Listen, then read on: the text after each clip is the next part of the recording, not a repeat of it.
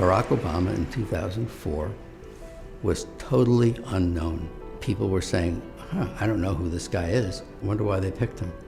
He had this reputation as a bit of an upstart, as sort of a young, rising figure in the party, but no one knew who this guy was. This was his chance to introduce himself to people.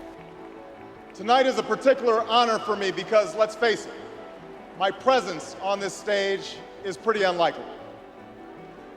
My father was a foreign student, born and raised in a small village in Kenya.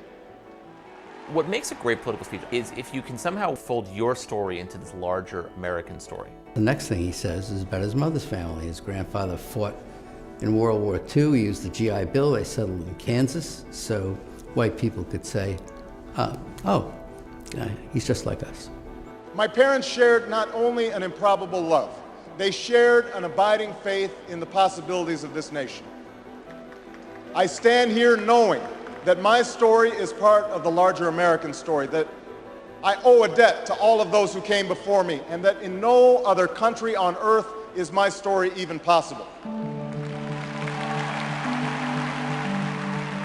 Going into this speech, we've had 4 years of George Bush, and we felt as a country like we've grown further apart.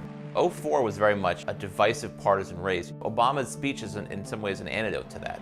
Alongside our famous individualism, there's another ingredient in the American saga, a belief that we're all connected as one people. If there is a child on the south side of Chicago who can't read, that matters to me even if it's not my child. If there's a senior citizen somewhere who can't pay for their prescription drugs and having to choose between medicine and the rent, that makes my life poor even if it's not my grandparent. It is that fundamental belief, I am my brother's keeper, I am my sister's keeper, that makes this country work. E pluribus unum, out of many, one. He gives a speech that presages his entire political message of 2008, which is this sort of post-partisan argument. Now, even as we speak, there are those who are preparing to divide us. The spin masters, the negative ad peddlers, who embrace the politics of anything goes. Well, I say to them tonight, there is not a liberal America and a conservative America. There is the United States of America. Obama was born with two great gifts. One is his mind, and the other is his ability to speak to large groups of people. There are three things that Obama does that really makes that speech effective. He wants concrete detail. He likes story, and he loves antithesis, the use of repetition and structure to show contrast. There is not a liberal America or a conservative America. There is one America.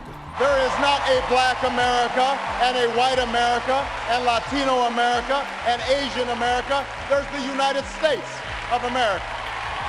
The pundits like to slice and dice our country into red states and blue states, but I've got news for them too. We worship an awesome God in the blue states, and we don't like federal agents poking around in our libraries in the red states.